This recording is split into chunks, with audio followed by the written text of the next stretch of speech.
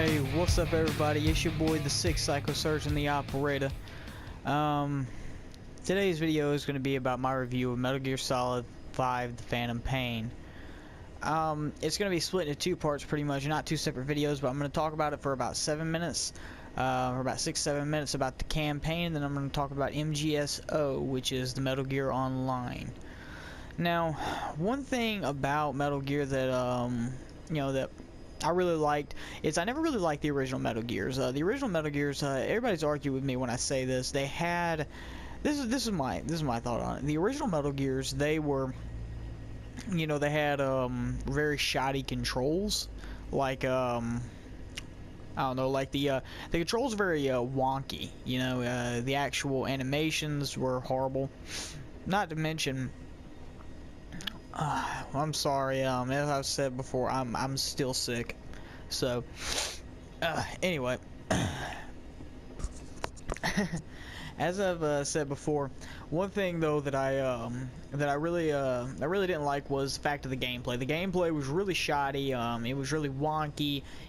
Say you needed to crouch and you needed to move, but you would take hold of a wall. You corner grab. It was really awful to me. Not only that, but mix that with bad camera angles, and you just have a making for a bad game. Now, that's just my opinion. Metal Gear Solid 4 Patriots, that one wasn't that bad. I never played the online. I played a little bit of the campaign, but I never played the online. Never been a big fan of the Metal Gear series. But I have grown to really like this one, Metal Gear Solid 5 Phantom Pain. I've really grown to like it. I think it's really fun. And I like the open world concept. That's really nice. But, it's one of those things that was the making. That's why I didn't like the original ones. Bad camera angles, horrible controls. It was just downright awful. Anyway, so I really didn't enjoy that. But with this one thing they make up for that they didn't in the old ones is they make up with actually telling more story about the characters. Now, as we all know, Metal Gear has a lot of characters, and there's a lot of backstory to a lot of the characters. One backstory that is somewhat explained, but because I have played them, I haven't played them. One thing that is not really explained is Solid Snake, or in this case, Snake's, I guess, clone, Venom. I guess it's almost like his clone, pretty much. I'm not too sure on that one. Somebody told me that. I could be dead fucking wrong, and that could just be stupid. But then again, at the same time, he doesn't really look like the other Snake. I know that we had to change his face, but even then, it showed Snake, Solid Snake, when he used to show him, especially the older Snake, the old Snake. Old Snake, I mean, he had a mustache, solid gray hair, he still had his eye. I mean, this guy right here, I mean, from what I understand, this is his clone. If I'm wrong, stone me. But I like him a little bit better, I really do. He's more gritty, he's more, he's got that more tough guy attitude, but at the same time, he's very realistic. Granted, nothing in the world of Metal Gear is truly realistic, not much anyway, other than maybe some of the guns and stuff like that, but other than that, it's not really realistic. But his character is very realistic. He's just lost his arm. He's lost his eye. He's still got shrapnel in his head. I mean, I wouldn't call the guy a monster, but I mean, he does not exactly look like... You don't want to go out on the street looking like this, okay? It's not a good look. And he's kind of depressed about it, He's not happy with it. He's not really happy right now. I mean, hell, look at him right there on the home screen. He just looks pissed and depressed. And it's realistic, though. I mean, it's very realistic, the fact that he actually cares about this, about what's going on with his life, whereas Solid Snake just didn't give a shit. I mean, he could cut off an arm, and to him, that's just losing a trigger finger. He doesn't fucking care. A lot of people said that made him a badass, but no, that made him a video game character. This guy is more believable as a real person than Solid Snake was. Big Boss was more believable. And I like where Konami took the game, and where Kojima, of course, where he took the actual storyline. I love where they took it. The gameplay is really great. The camera angles, being the wide view camera, it's amazing. Hey, look at that! There's the Reaper. We'll get in on that in just a moment. He might actually send me a couple more invites. I'm pretty sure he probably will. Anyway, so. Yeah, anyway, but I really like it. It's really great. I think the story is amazing. I haven't played through too much of it, but from what I could tell, it is very fantastic. The first chapter, anyway, the one that was written by Hideo Kojima, that one was very great. But you know, this game is just amazing. I know I'm rambling a little bit, but I mean, there's really not too much to say other than it's great. I don't know why, because truthfully, it kind of sticks to the original Metal Gear feel, but at the same time, it feels so much different. The graphics are amazing. The character animations are great. The interaction between the characters is awesome. The voice acting is amazing. I think the voice acting is really good. You know, and I'm trying not to say anything about the story because I don't like giving spoilers. So I don't want to say anything about the story, because for people who are getting it, or you know, are used to certain things, the way things were leading up in Metal Gear, you know, towards the end, and this kind of changes the game a little bit. So I don't want to give out spoilers. But anyway, you know, I mean, it's really is great. Let me just put it: great gameplay, great camera angles, the weapons are awesome and effective, the characters are believable, great graphics, great voice acting, great story play, great script write, and just all around, I believe just the single player alone, and as long as it is, I believe that it is worth $60 alone, brand new. I really do. Moving on to MSGO.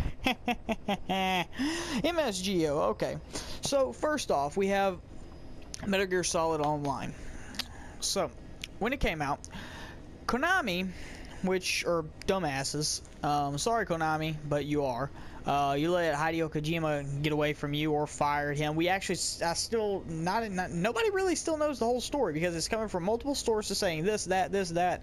It's really shoddy right now. Personally, I think they fired Kojima, not because of the fact that Kojima wasn't good. A lot of people are saying, oh, this, that, which is bullshit. Everybody knows Kojima can make a fucking game. I don't think it's because of that. I think it's because Kojima, and with Kojima Productions, the new Kojima Studios, which is coming pretty soon, he's going to be making his own games, you know, and stuff like that, not through Konami. You know, it's with all that coming through and Kojima getting the fame that he's getting, I think Konami really wanted to get away from that. And, you know, I can't blame him in a way of wanting to get away from it, take some of the fame, take more royalties, make more money. I get that. It's all business. But they're just dumbasses, because now, no offense to Konami, but they're going to go away in the dust. They're going to slide away. They're not going to be, if they try to make another Metal Gear, they will fail. They showed that. I'm just going to give you guys a spoiler. Part 2, which is called Peace. I mean, not Peace. Shit. Chapter 2. I forget what it's called. This is Revenge. Chapter 1 is Revenge, and Chapter 2 is not Peace. Peace is the encoded chapter. I can't remember what it's called, but that one, Part 2, is, or Chapter 2, is made strictly by Konami, and it is horrible. It's just rehash and repaste, reskin of what Kojima originally wrote. They couldn't think of anything else. Their team of little Konami people couldn't think of anything as good as what Kojima could have. And they can't write the way he can. They can't, you know, make a game the way he can. It's just, you know, Kojima, he's amazing. And I know that a lot of people sit there and go, oh, well, Kojima's just one man. He couldn't have built a whole this and a whole that. Actually, you'll be surprised to find out that Kojima does. Hideo Kojima, he actually has a small team, but that's why MSG games don't come out that often. If you think about it, MSG games, whereas most games nowadays come out with a sequel every 2, maybe 3 years, sometimes even 1 year. Look at Assassin's Creed. Hideo Kojima, that's why they come out every 4 to maybe 5 years. Hideo Kojima does 90% of the work on these games. Of course, with a game like Metal Gear Solid 5: The Phantom Pain, as large as it was, he had to have his production team and some of Konami to come in and help him, because, I mean, it's crazy. Too much work. But anyway, Metal Gear Solid Online was handed over from Konami to a Western company. It was so forced, it was so pushed out, people were wondering, where is it? If people would have waited a little while, Konami could have taken care of it. I don't like Konami anymore after what they've done, but Konami could have taken care of it. They could have made a better multiplayer. Let me give you the specs of multiplayer. I'll actually post tomorrow. Yeah, I'll either post tonight or tomorrow. I'll post tonight or tomorrow a I'll post a video of some Metal Gear Solid MGSO gameplay. Spawns are shit. Spawn camping is the easiest thing in the world to do in this game. The weapons are not as effective. The leveling system's fucked.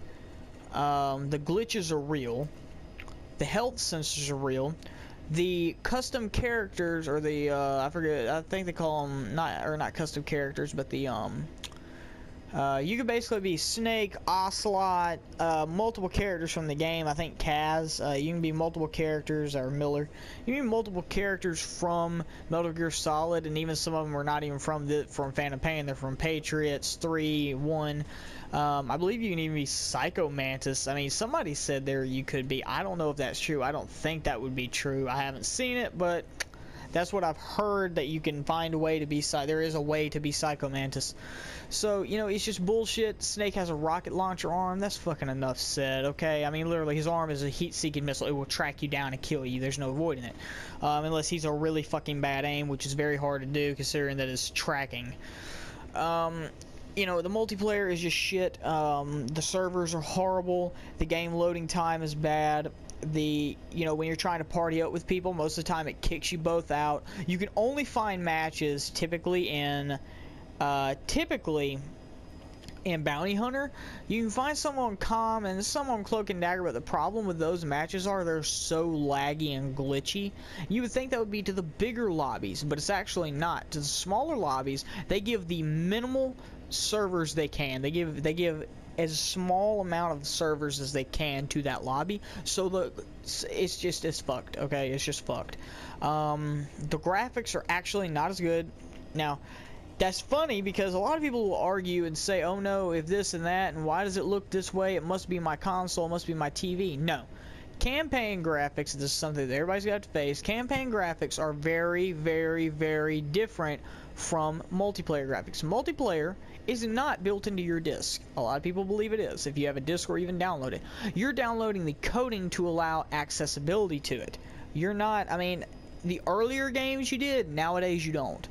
Like the original Xbox game days, everything like that. That's why servers weren't shit back then, because they couldn't be.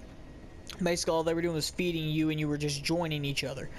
What happens here is they claim that it's better, is they basically build, you have access to everything, basically. You have access to everything, and it loads you into that world.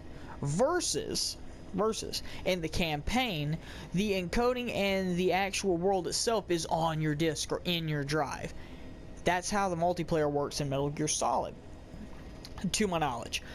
That's what I believe, judging by what I've seen. I've been playing video games for a long time, played 90% of any online game you've ever played. PC, console, whatever, I've played 90% of them. That's what this looks like, because it looks just like Half-Life is one that actually started that. They would load you into a world. That's the same way. The servers were very shoddy for deathmatch, and they're acting the exact same as this. So that's the way they do it. Well, there's nothing wrong with that if you have reliable servers. They don't have reliable servers. There's all the problems I named in the beginning. And to add to this, they made it to where when you were in multiplayer, they added microtransactions. You know how I feel about microtransactions. And they added one thing that I cannot for the life of me think. The sneaking suit. Now you take level 3 cloak. Cloak, by the way, is complete bullshit, because 90% of the time they can see you. But you take level 3 cloak where you're virtually invisible for up to like 3-5 minutes.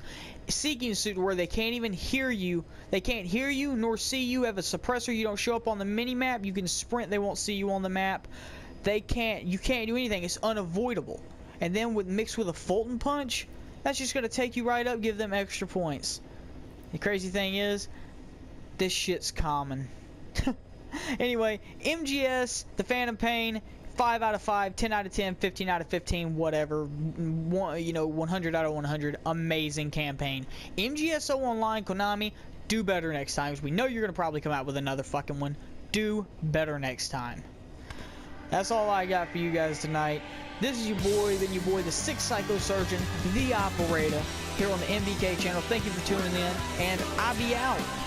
Peace!